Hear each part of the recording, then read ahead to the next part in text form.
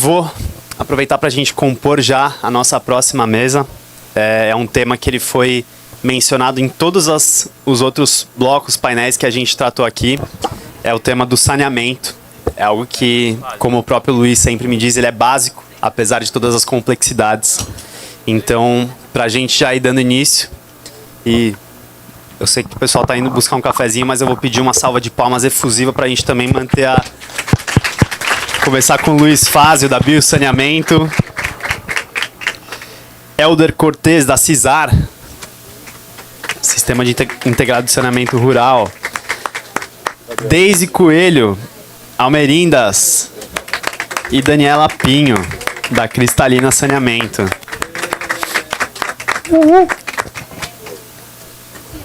Gente, esse painel aqui ele vai seguir a mesma dinâmica do anterior. Então, vocês que podem vir a ter perguntas, vão acumulando isso aí. E na hora que a gente tiver as falas das pessoas, todo mundo tiver falado, a gente já parte para nosso debate. Beleza? Luiz, é com você. Obrigado. Tá indo? Foi.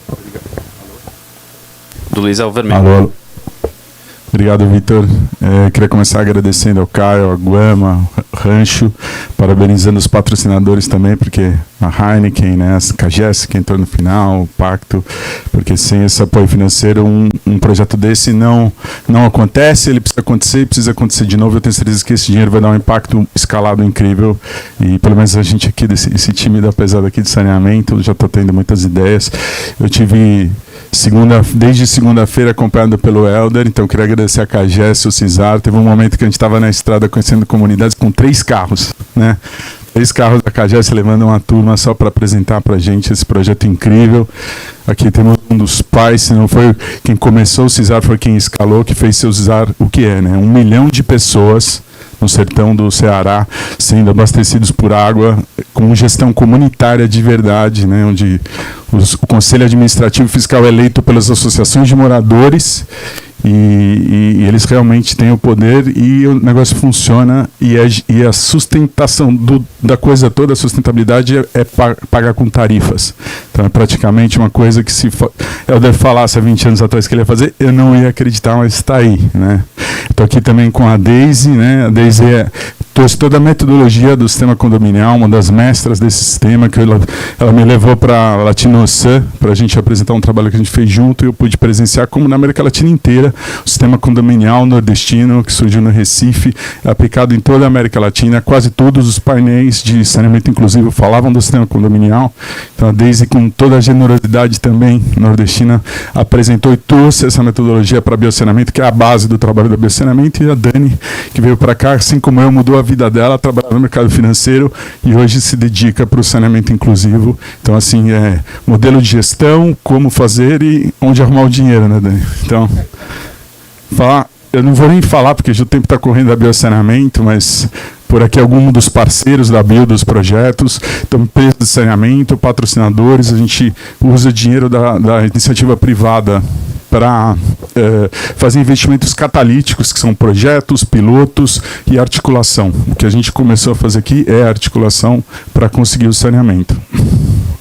Rapidamente aqui, uma plataforma que a Deise está participando com a IBM de pesquisa, que é um assunto que ela vai tratar.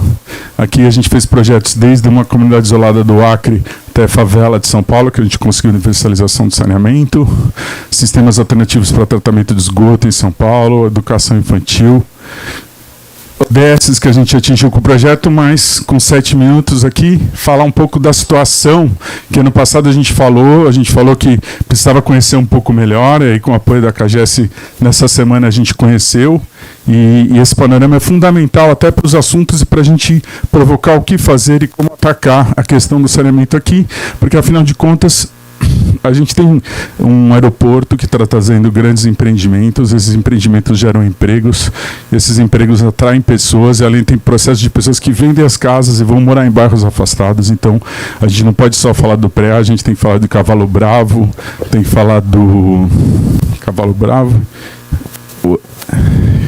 Caiçara e Jijoca, essas outras partes que viram dormitórios e onde tem tendência de formar favelas, que é uma situação muito difícil, que precisa ser controlada, é difícil fiscalizar, mas precisa ser fiscalizado.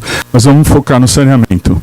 A gente vê 3 áreas, eu não sei se está fácil para vocês verem, mas se a gente olhar o Jericoacoara em si, Preá e aquele pedaço laranja ali da Jijoca, são áreas que ou estão ou vão estar sobre o domínio da CAGES, né? Então, assim, hoje os problemas de água de Preá, eles acontecem, a CAGES ainda não está, né, fazendo esse fornecimento de água, mas existe projeto que já foi aprovado, que está em licitação.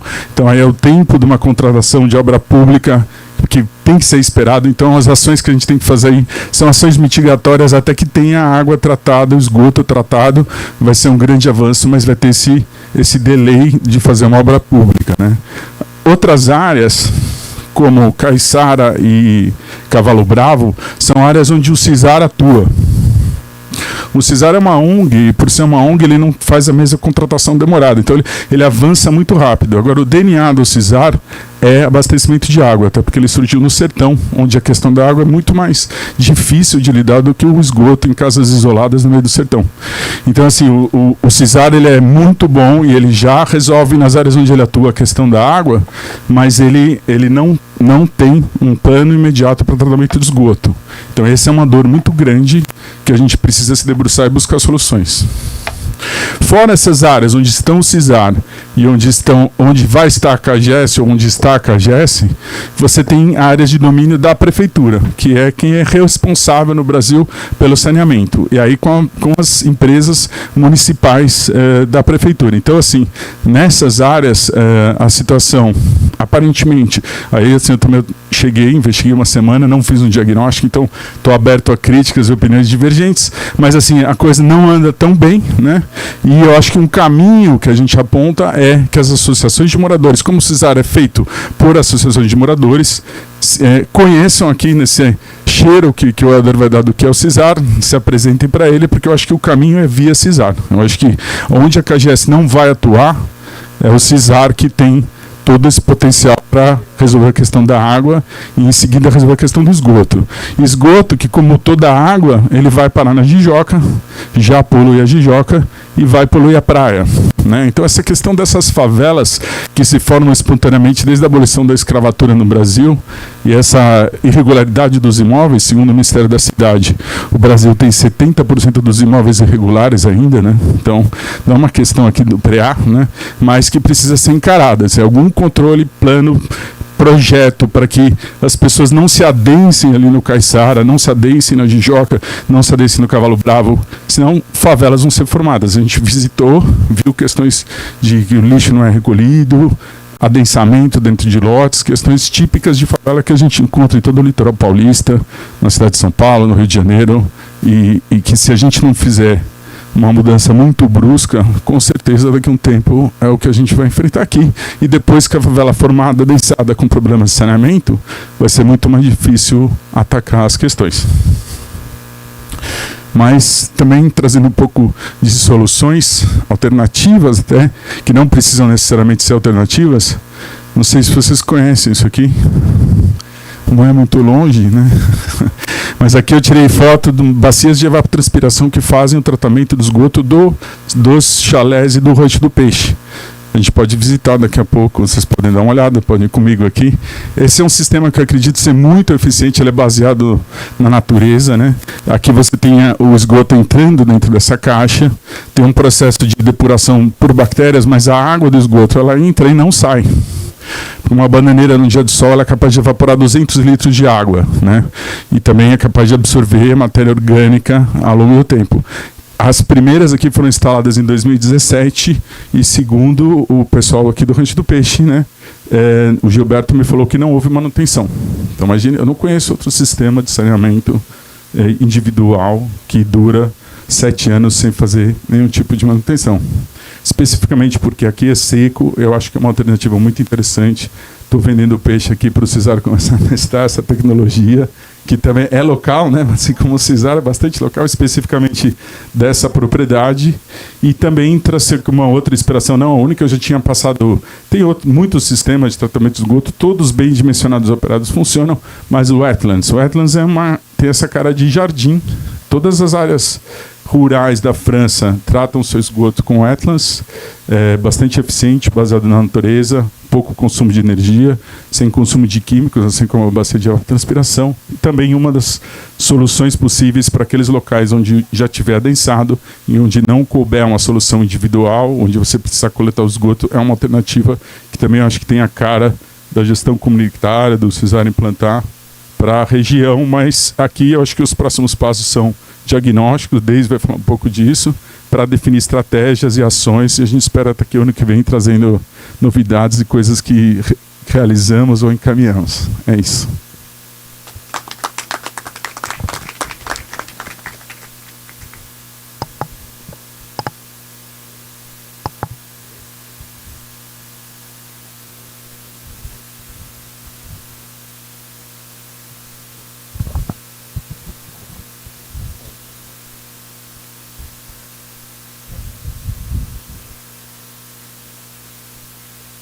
Alô? Boa tarde a todos. Queria ver se eu transmitia para vocês a emoção e a alegria que eu tenho de falar do maior case de saneamento rural do mundo. E é no estado do Ceará. E vocês precisam conhecer, tá? Então, porque ele não só cuida da água e do esgotamento sanitário da comunidade, mas ele empodera a comunidade para atividades complementares, emprego, renda, discussão do problema de saúde, de educação das comunidades. É a intersetorização, tá? Então vamos lá. O estado do Ceará é o único estado do Brasil que mais investe em saneamento rural. Nós temos empréstimos com o Banco Alemão, KfW, e Banco Mundial exclusivamente para saneamento rural há mais de 30 anos. Tá? No momento, nós estamos com R$1 bilhão para investir só em saneamento básico. E só investimos aonde a comunidade vai para o CISAR. Se for para Cagés, esses empréstimos não investem. Se for para SAI ou comunidades que não são do CISAR, não investem. Por quê? É a garantia da manutenção e permanência desse abastecimento de água. Então o estado do Ceará investe mais do que o próprio Brasil. Agora mesmo o Lula lançou o PAC do saneamento rural pela primeira vez, 480 milhões para todo o Brasil. E meu estado pobre tem R$1 bilhão de empréstimos se endividando a favor da qualidade de vida da população nesse estado. Que é o CISAR? Uma federação de associações. A gestão é compartilhada. Todo o patrimônio rural pertence aos municípios. E aí o CISAR e aquela associação local recebem a concessão do município através de leis, de contrato, de prestação de serviço. E aí é compartilhado. Como é que é isso? A associação local escolhe o operador, ele é que opera o sistema e faz pequenas manutenções. As maiores manutenções complexas e a gestão mais complexas, ela é feita pela sua federação chamada CISAR. E aí é uma gestão compartilhada. Os dois, tanto a associação como a federação, é o modelo associativista. A forma mais fácil de entender o associativismo é uma árvore. As folhas são as pessoas. E elas estão ligadas a um galho. Esse galho é a sua associação. E vários galhos estão ligados a um caule, que é a sua federação CISAR. Tá bom? E aí, nós começamos em 92 com o Banco KfW. E até 2000 só tinha um CISAR de Sobral, dessa região. E aí eu voltei dentro do saneamento rural, fundamos 7 CISAR. E aí então aí, o Ceará tem 2.105.000 habitantes na zona rural.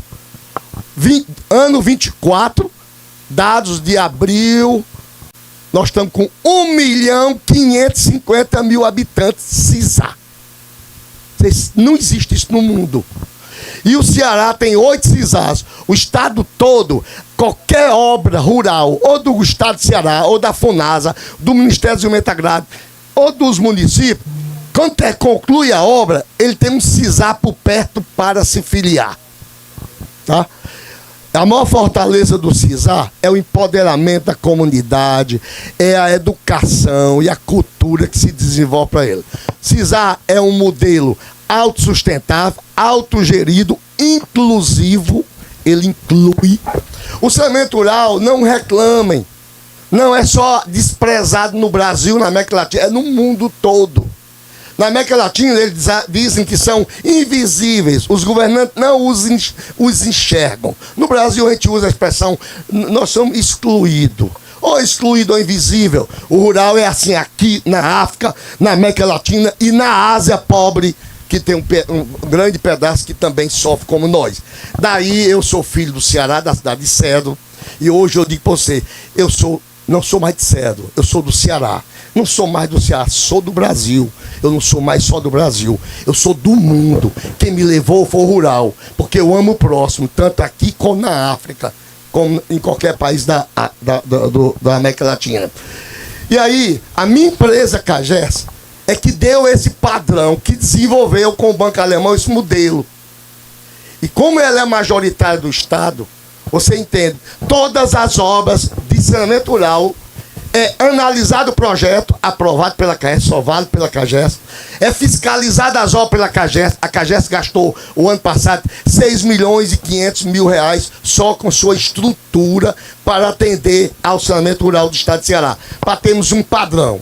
E por que ele é o maior case do mundo?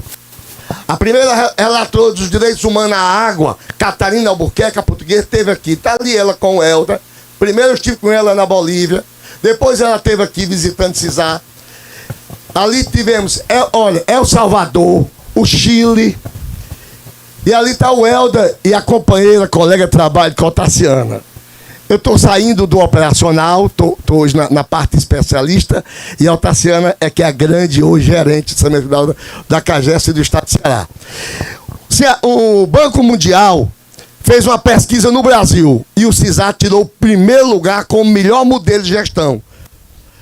E aí, o Banco Mundial levou o modelo de gestão CISA para o mundo e ele financiou 2 anos e meio de pesquisa em todos os países do mundo e nós ficamos em primeiro lugar, empatado com um modelo de Marrocos. Tanto o modelo daqui como de Marrocos foram construídos com o apoio do Banco Alemão. Coincidência, né? E aí a relação de amizade com o Banco Alemão é muito grande. Ele tem um assento permanente no CISA de Sobral. Ele que fez a diferença. E ali o primeiro concurso de ODS do Brasil, o CISA na sua categoria tirou o primeiro lugar. E a Otaciana e o presidente do Instituto CISA foram ao Palácio da Alvorada receber do Michel Temer o prêmio. E aí eu coloquei aqui o maior case do mundo. Nós recebemos a Nicarágua que passou aqui, nós recebemos o Equador. Quem trouxe Nicarágua? O KfW. Quem trouxe o Equador? A Fundação Avinda. A Bolívia foi a ONU. O Peru foi o Banco Mundial. O México, o BIRD, e a Angola, minha grande paixão, e a Etiópia, foi a Unicef. Falta de saneamento e água. Judeia com o ser humano, homem ou mulher, mas ele judeia muito mais com as crianças.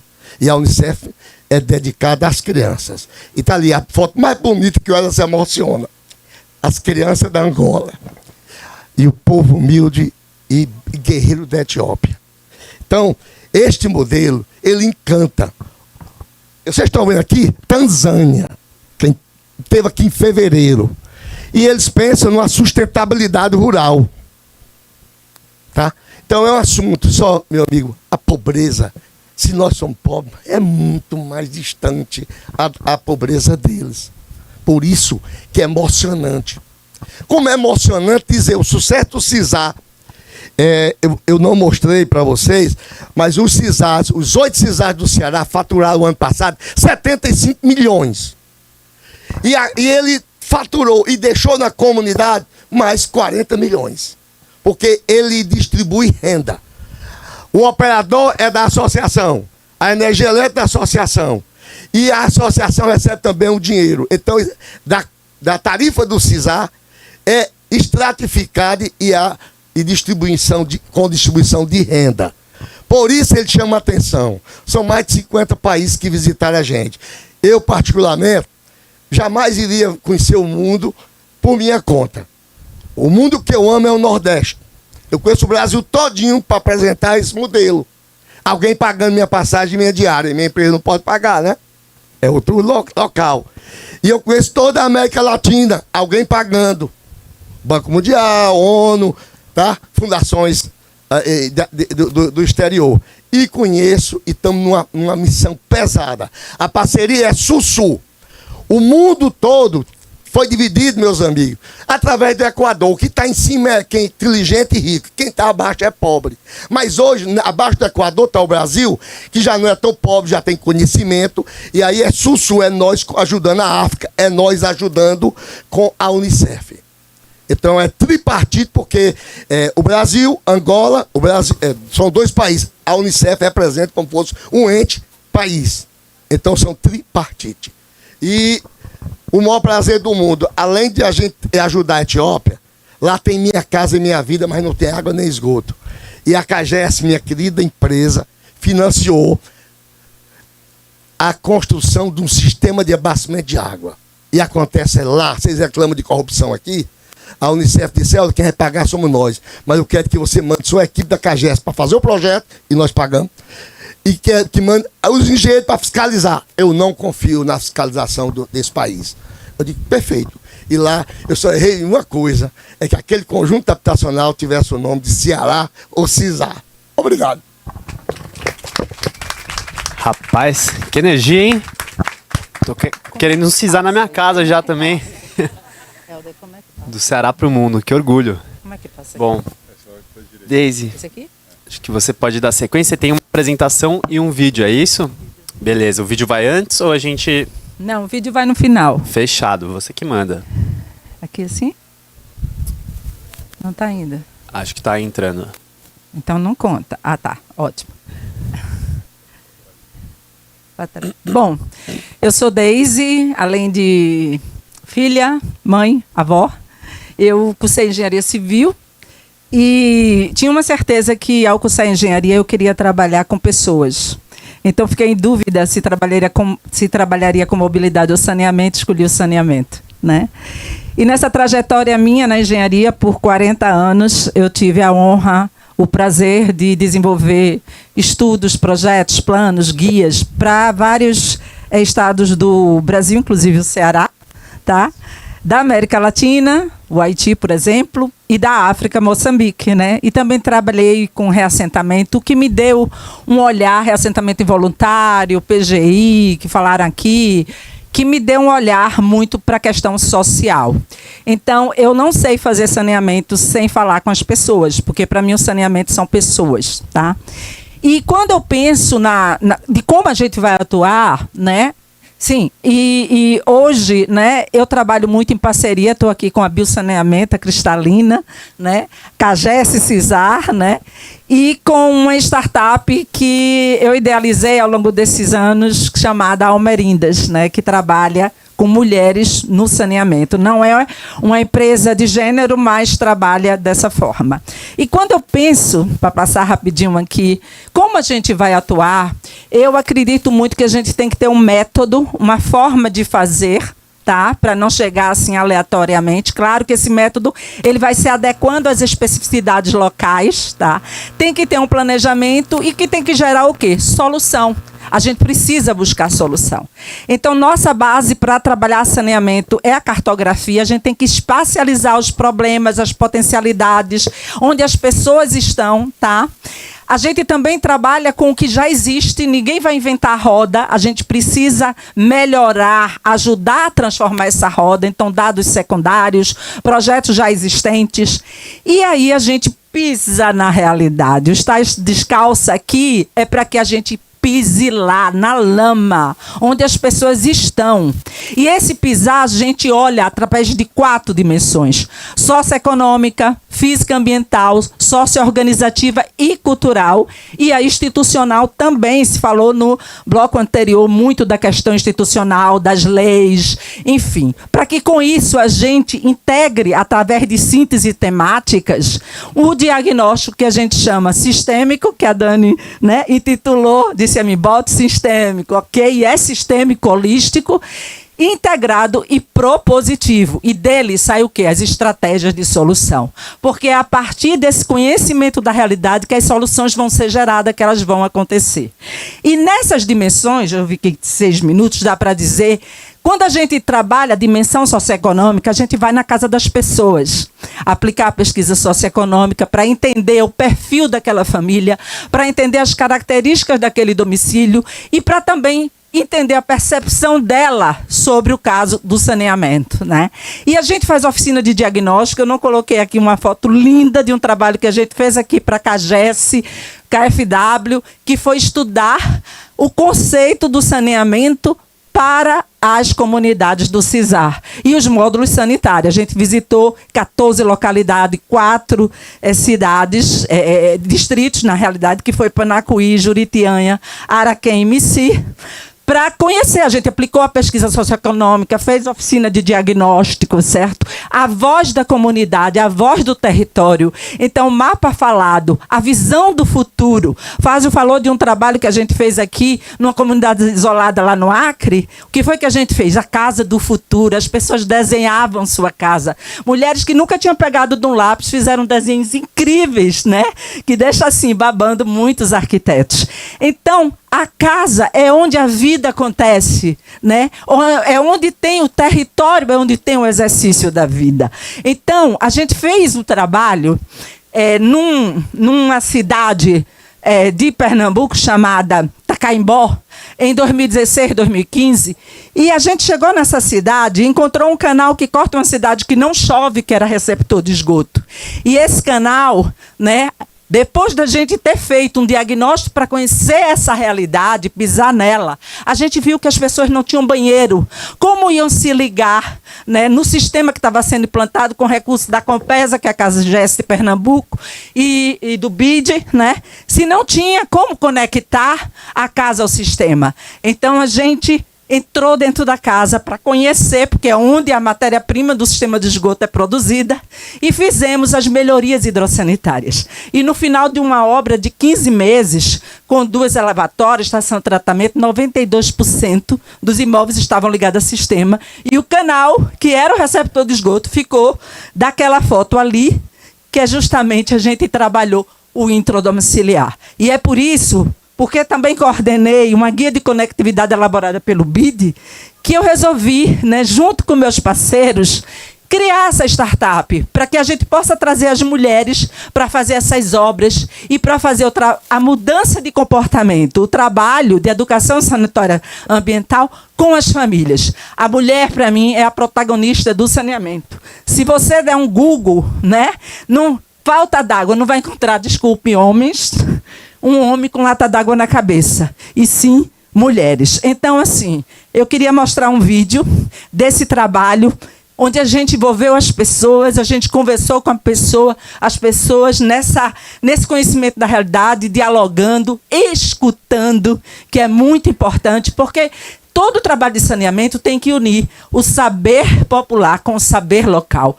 Você falou das soluções autorais, e é isso que a gente vê quando vai na realidade, as soluções autorais, e como a gente trazer esse conhecimento técnico para melhorar essas soluções. Então, eu vou mostrar aqui um vídeo, queria falar muito mais coisas, mostrar muito mais coisas, né?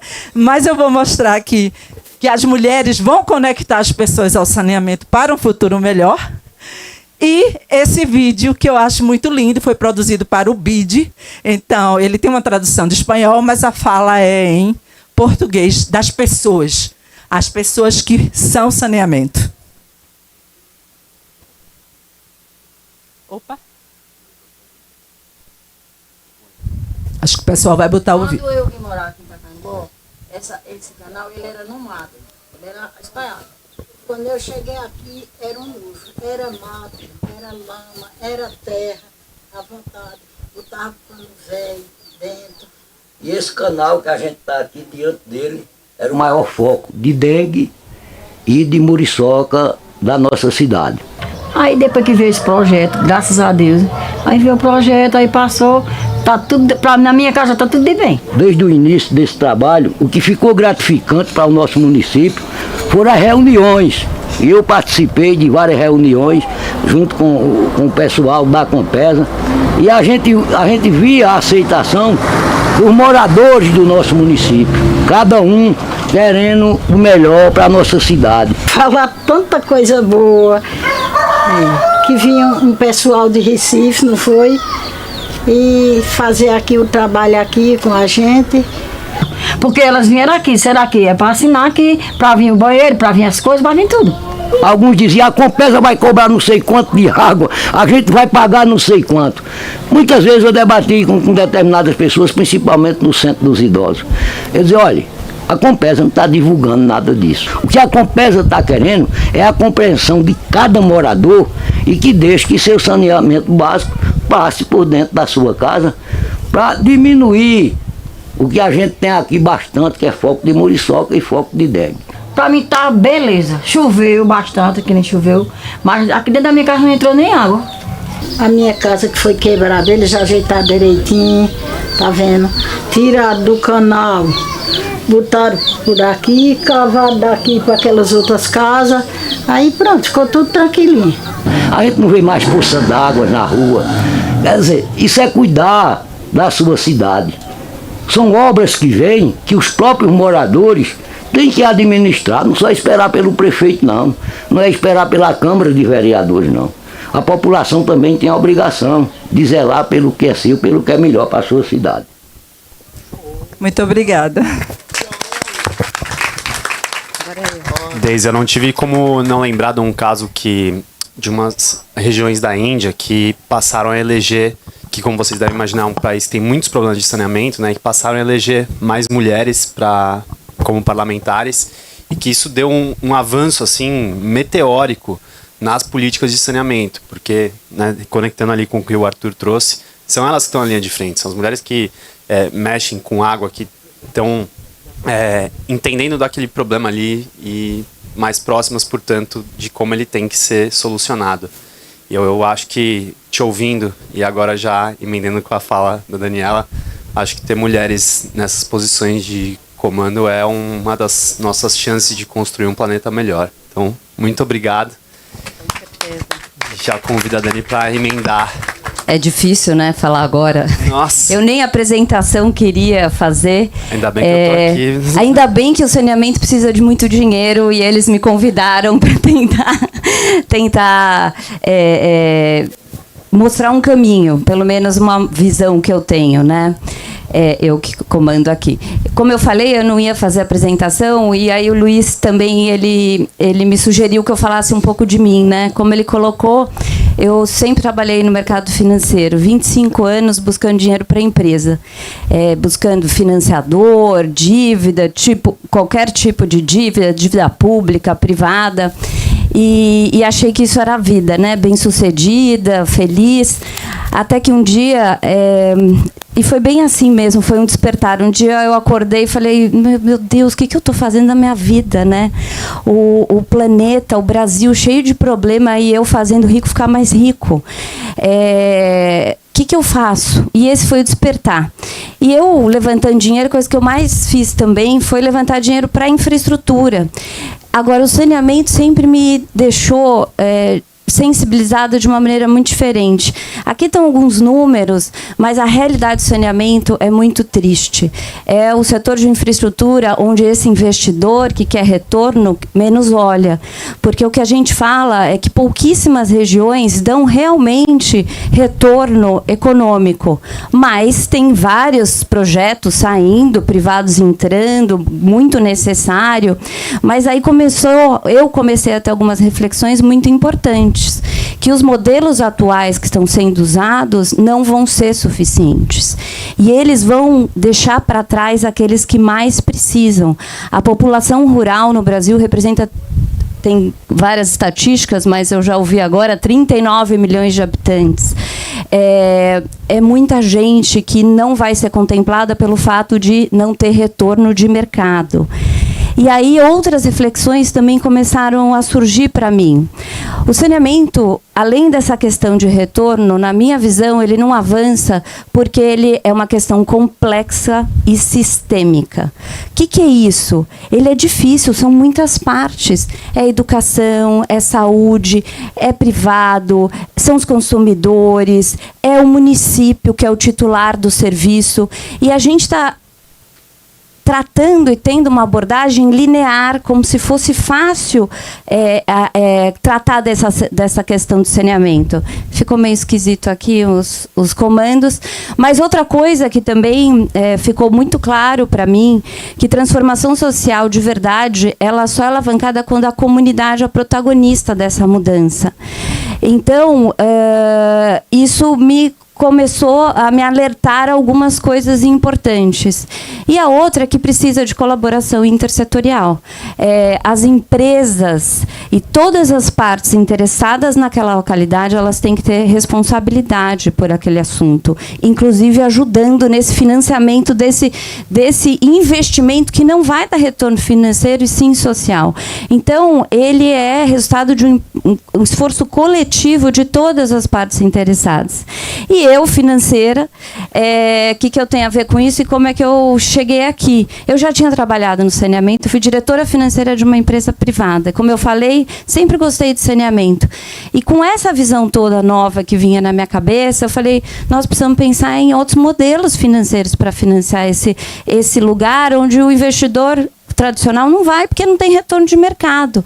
E aí, falando uma linguagem que eu nem queria trazer aqui, fiquei em dúvida, mas eu acho importante, a gente tem que pensar em estruturas financeiras diferentes, e tem uma que chama finanças híbridas, blended finance em inglês. O que é isso? É a mistura de todos os dinheiros. É o dinheiro da filantropia, é o dinheiro do governo, é o dinheiro do privado, e dessa maneira o foco não pode ser só retorno, ele tem que ser impacto também. E o dinheiro, que é o dinheiro que a gente chama, o Luiz falou, de catalítico, é o dinheiro que não exige essa taxa de retorno de mercado, ele tem que reduzir o risco do investimento para alavancar um dinheiro aí sim maior. E aí nós estamos dedicados a isso. Estruturar, que é a minha empresa, que é a Cristalina, que é estruturar projetos de impacto para aceleração da água, do cuidado da água e da universalização, mas aí tem uma sutileza que linka com tudo aqui, que tem a natureza e o ser humano na sua centralidade. Tudo que a gente escutou aqui tem o ser humano na sua centralidade, tem o cidadão.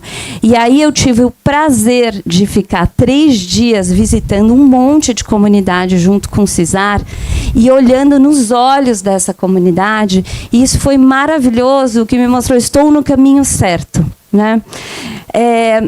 Mas vamos trazer aqui o PREA nessa discussão, né? E eu não vou concluir sozinha isso aqui. Mas eu acho que é uma provocação aqui, nós não poderíamos falar diferente, que nós vemos o saneamento como um catalisador da sustentabilidade do turismo sustentável aqui do PREA. Como vocês viram, esta região toda mais central, a CAGES já está com um plano de investimento, parece que 60 milhões de reais para serem investidos em obras durante 2 anos. Essa parte vai ter um saneamento muito bom. E a outra, rural, o CISAR tem o modelo de gestão mais brilhante que eu já vi na vida, onde, de fato, a comunidade está no centro, ela é a protagonista. Só tem um problema. A prioridade do Ceará no saneamento rural ainda é a água potável, porque ainda tem 1 milhão de pessoas sem água. Então, para a gente pensar num turismo sustentável, a gente tem que pensar no esgoto, no esgotamento sanitário. E o governo, que sempre foi o grande financiador do saneamento rural, ele não vai ter dinheiro no curto prazo. E é nessa hora que a gente tem que começar a pensar em soluções de mistura de capitais para conseguir, no médio prazo, trazer esgotamento sanitário e, portanto, turismo sustentável para o PREA. E aqui a gente está com um monte de ideia, quem tiver também, estamos super abertos, mas a gente tem um plano, um sonho ambicioso de ter aqui o primeiro piloto de finanças híbridas para fazer com que o esgotamento de saneamento rural seja atingido numa velocidade espetacular. Olha, ainda tenho 2 minutos. Falei para você que quando eu tenho pouco tempo, eu falo mais rápido do que eu queria. Então, já que eu tenho tempo, eu quero voltar no diagnóstico aqui. Uma coisa eu aprendi com muita humildade nesse último ano, que é onde eu resolvi sair desse mercado tradicional, foi de quão é importante você conhecer as pessoas e a localidade que a gente está falando. E quando eu conheci a metodologia que a Deise desenvolveu de diagnóstico sistêmico, integrado e propositivo, eu falei, gente, isso é uma das coisas mais lindas que eu já vi, que eu acho que é muito semelhante com a Somos Um, da análise de territorialidade, porque ela é um ativo de exploração social. E aí entra o sistêmico. Parece que esse sistêmico é uma coisa meio esquisita, mas o que é sistêmico? É tudo interligado. Na hora que você tem esse ativo social, a gente vai levar saneamento, mas, por exemplo, eu conversei com uma moça numa comunidade onde ela estava dizendo que o filho dela não sabe brincar. Ele brinca ali, mas ele não tem criatividade. Eu falei para o Helder, cria um comitê de imaginação nessa cidade, via comunidade. Eu estou falando isso, mas tem uma série de oportunidades que a gente pode desenvolver diante desse diagnóstico, que é essa visão inicial. O saneamento, ele é um catalisador de desenvolvimento humano e econômico. Então, o que eu queria dizer é, vamos começar com um diagnóstico ali para conseguir linkar todas essas iniciativas maravilhosas que a gente está vendo aqui e ter um projeto de investimento sistêmico, porque essa é uma tendência também, investir em coisas que alavanquem várias coisas. Pronto, 32 segundos. Então é isso aí, gente. Obrigada, viu?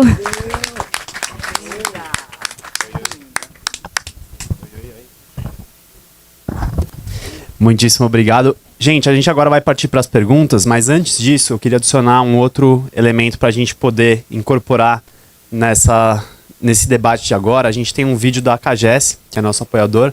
A gente já vai passar ele. E aí, na sequência, já coletamos as interações. A CAGES trabalha para atender a mais de 5 milhões de cearenses, sempre pensando no melhor para você. Porque aqui somos gente que atende gente, que se importa com o bem-estar de todos, valorizando o nosso maior bem, a vida. E a nossa forma de fazer isso é cuidando da sua saúde através do tratamento de água, é ampliando a rede de abastecimento e esgotamento sanitário e reafirmando nossos processos de qualidade. É promovendo a sustentabilidade econômica, social e ambiental no Ceará, sempre trabalhando para garantir água tratada, esgotamento sanitário, saúde e qualidade de vida para todos.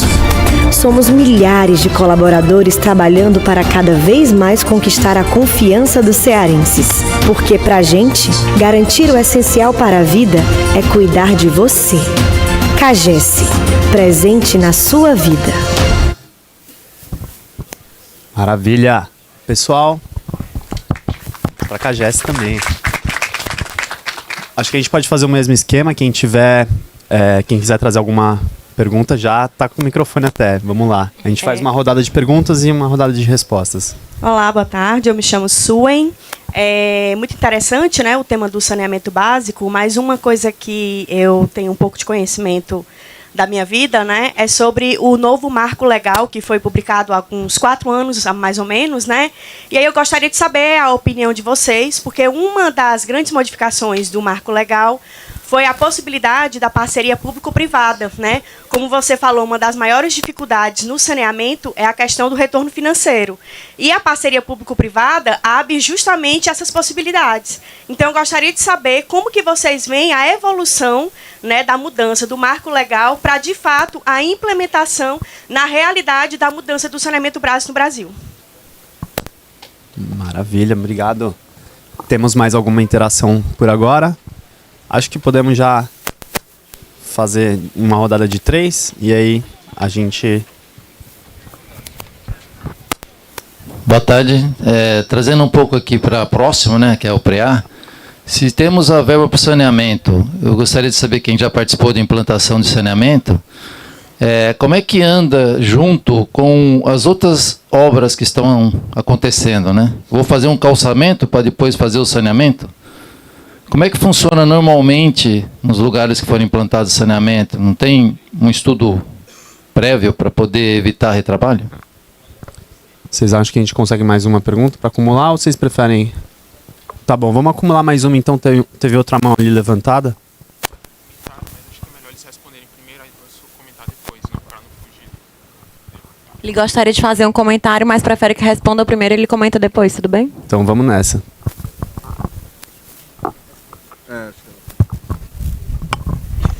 Vou começar respondendo sobre as PPPs. Na verdade, são duas leis diferentes, né? A lei da parceria público-privada já existia. Inclusive, o que aconteceu em julho de 2020 foi um aperfeiçoamento da lei de saneamento, que também já existia, que é de 2007.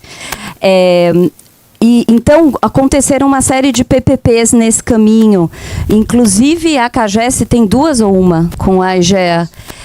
Eu vou dar a minha opinião. Essas obras, essas PPPs, mesmo com empresas privadas, elas têm uma característica muito de obra ainda. Então, eu diria que hoje a gente não tem o senso que seria o mais lindo de verdadeira parceria público e privada. Então, o formato jurídico, na minha opinião, ainda não captura o que isso deveria ser. O arcabouço está ali, ele é possível, só que ainda a gente não consegue usar este tipo de modelo para alavancar. Agora, é importante dizer, o aperfeiçoamento da lei trouxe diversos elementos muito bons, que infelizmente ainda tem muitas dúvidas que não estão fazendo os investimentos serem acelerados para o saneamento, apesar de tão necessários. Você queria complementar? Eu queria falar, e antes de eu responder as duas perguntas, eu quero mostrar uma felicidade que eu tenho de saber que um economista veio ajudar o saneamento básico, tá? E aí eu já estava feliz com outro economista, o atual presidente interino da FUNASA. Ele é economista top no Brasil, paulista, e ele conheceu o modelo de gestão CISAR. E ele disse, agora, no evento, se Paulo Freire fosse vivo, certamente iria querer conhecer o CISAR. E ele sairia de lá inspirado para um modelo semelhante para impulsionar sua educação transformadora. Ganhamos 2 economistas para o saneamento.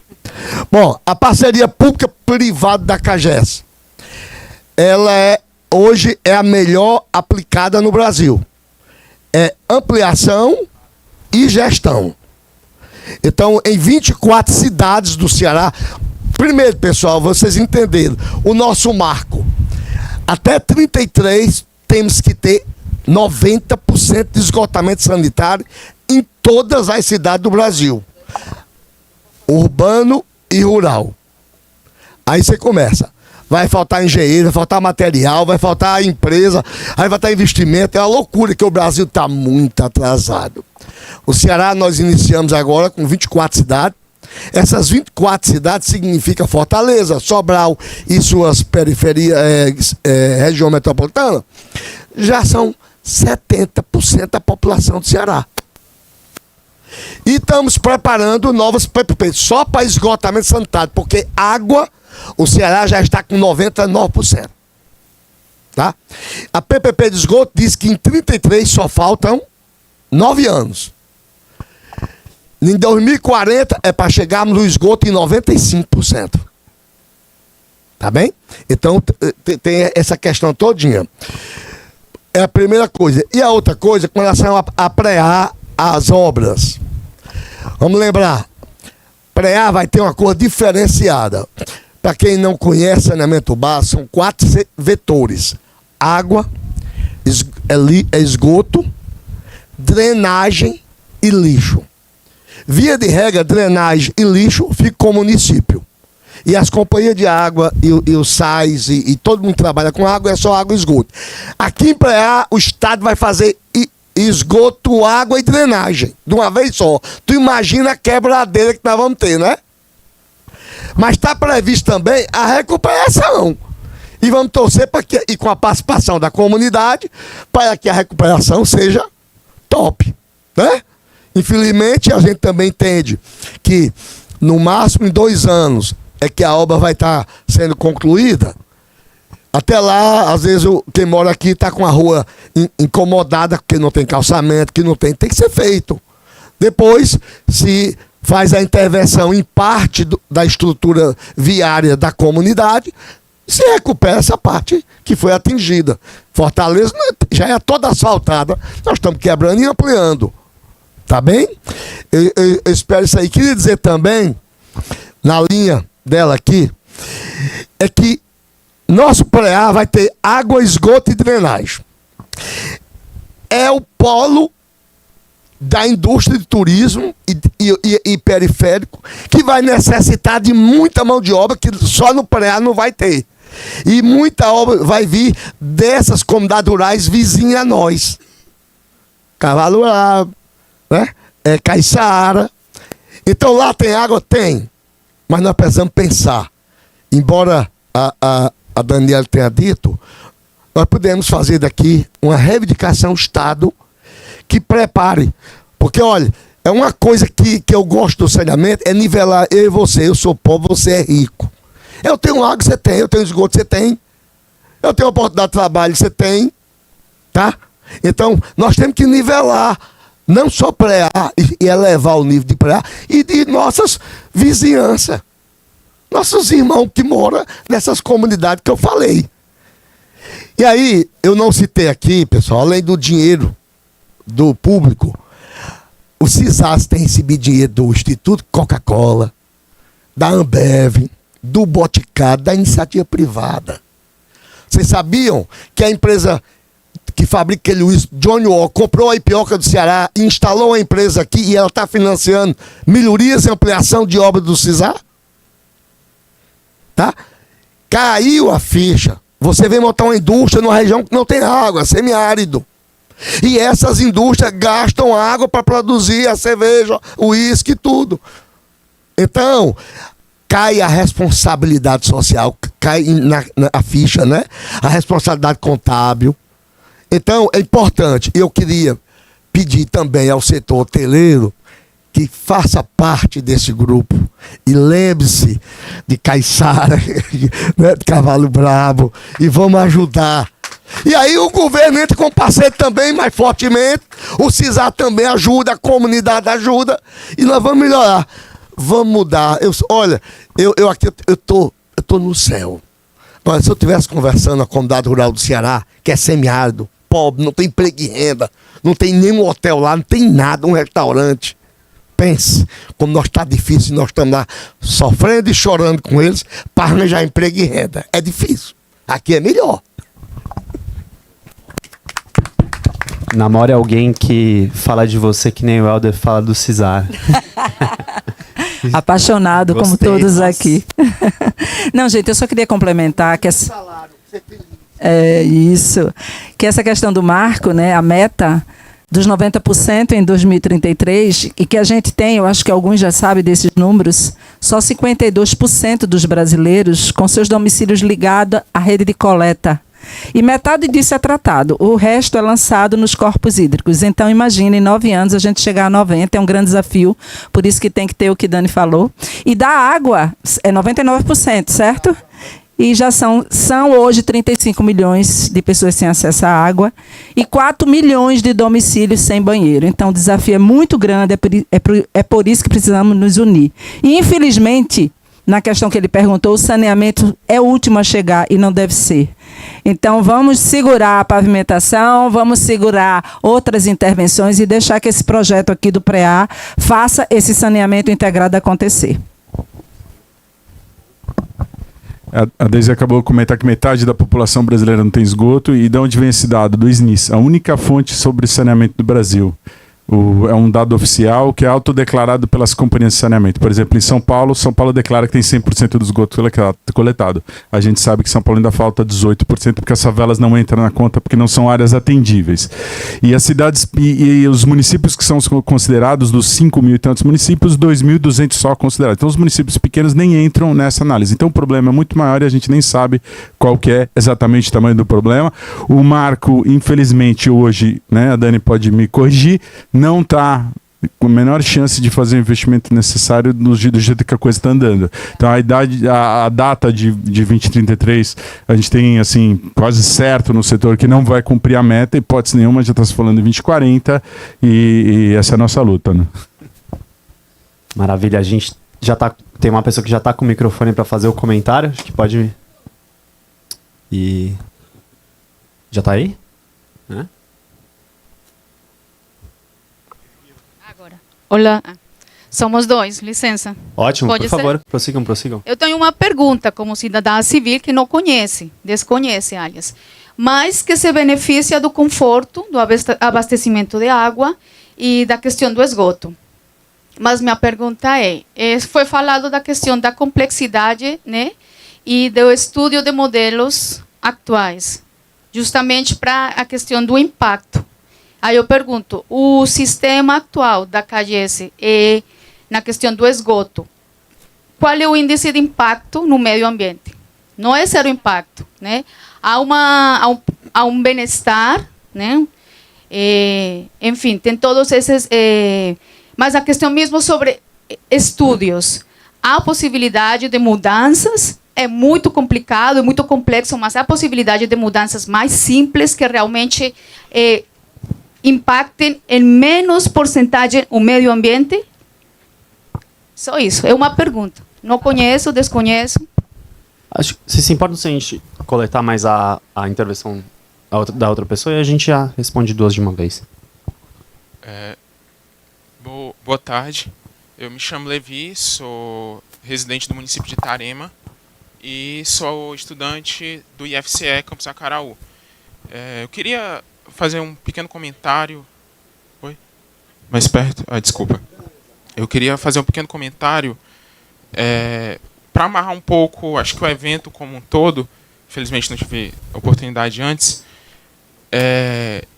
para partir tanto do comentário do professor Marcelo, do Labomar, um pouco sobre a questão do planejamento urbano, que foi comentado, e também do saneamento agora, para comentar acerca do papel das instituições públicas de ensino e da pesquisa que é feita nesses espaços, muitas vezes pesquisa que é feita por alunos de maneira bem...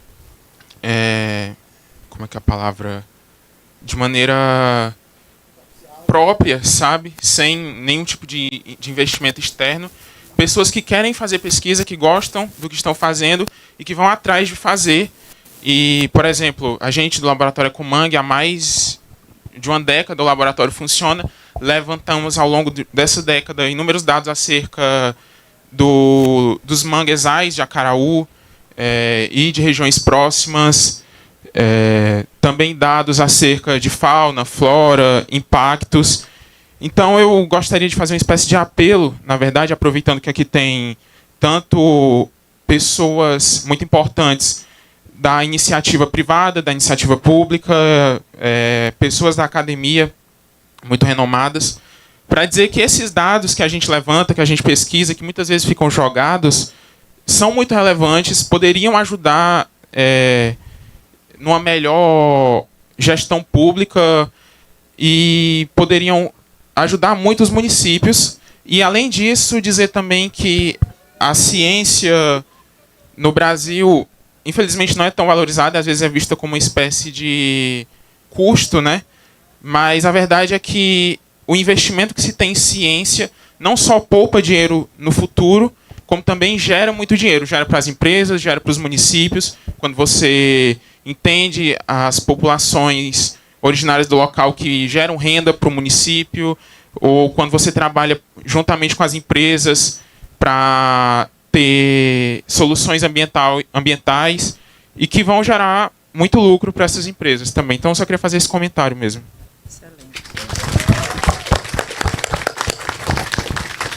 Eu vou focar um pouquinho na primeira pergunta, que você falou sobre como é que está sendo, né, planejado, realizado esse investimento, né, no Ceará, né? Aqui no PREA, eu acredito, mesmo sendo a Secretaria de Turismo, que também deverá ser feito assim, até porque vai ter a CAGES, né, acompanhando. E a CAGES, ao fazer essa PPP, ela teve uma preocupação que foi muito positiva, Helder, né, que foi colocar dentro, né, das exigências lá do acordo que a privada tem que trabalhar na conectividade. Então, eu estou tendo o prazer de conversar com a Ambiental. Segunda-feira vamos ter uma reunião para tratar da conectividade. Porque, veja, não adianta só implantar o sistema. Os domicílios têm que se ligar a esse sistema. E você tem que olhar as variáveis que dificultam, as barreiras que dificultam esse domicílio de se ligar. Então, aqui no PREA, você vai ter muitas famílias que não têm condição, não têm renda suficiente para fazer a melhoria hidrossanitária para chegar até a tubulação do sistema. Não tem banheiro, como o Fázio está falando aqui. Então, quem vai investir nisso? É preciso ter, né, entidades que colaborem com essa intervenção para que, de fato, o sistema garanta a qualidade de vida das pessoas e que garanta também a qualidade do meio ambiente. E por isso eu queria só colocar aqui um projeto que eu também tive a honra de participar em São Paulo, né, na maior cidade da América Latina, que foi uma iniciativa do governo do estado em 2020, 2019 na realidade, e da Sabesp, né, parceira aí da CAGES, que foi o projeto de despoluição da bacia do Rio Pinheiros, um grande rio da cidade de São Paulo. E foi um contrato de performance onde as empreiteiras, as construtoras, não eram pagas pelo tubo assentado, pela vala aberta. Ela era paga por 2 indicadores. Economia, que é o domicílio, ligada ao tratamento. Então, eu tinha que ir lá na casa buscar o esgoto e levar para a estrutura de transporte para chegar na estação de tratamento, que para essa bacia do Pinheiros fica em outro município, Barueri, que é a maior estação de tratamento da América Latina também. E a redução da poluição nos corpos hídricos. E aí o marcador era a demanda bioquímica de oxigênio. Então, esse contrato de performance, as obras... Então, as empreiteiras não iam ganhar por medição, ela ia ganhar pela performance dela de trazer as pessoas para o saneamento e melhorar a qualidade do meio ambiente. É assim que tem que ser. É assim que a gente tem que trabalhar para responder a sua pergunta, né? E no final de 2 anos, com essas obras que tinham um prazo definido, 600 mil imóveis, economias, que um prédio tem várias economias, só para vocês entenderem, é o termo que a gente usa, estavam ligadas ao sistema com o tratamento acontecendo. Então, isso é muito importante que a gente trabalhe assim. E, claro, utilizar a ciência, né, o conhecimento, o planejamento, que o Brasil também não tem, a cultura de planejar, o que é muito importante, para que a gente possa, de fato, fazer projetos estruturadores e sustentáveis.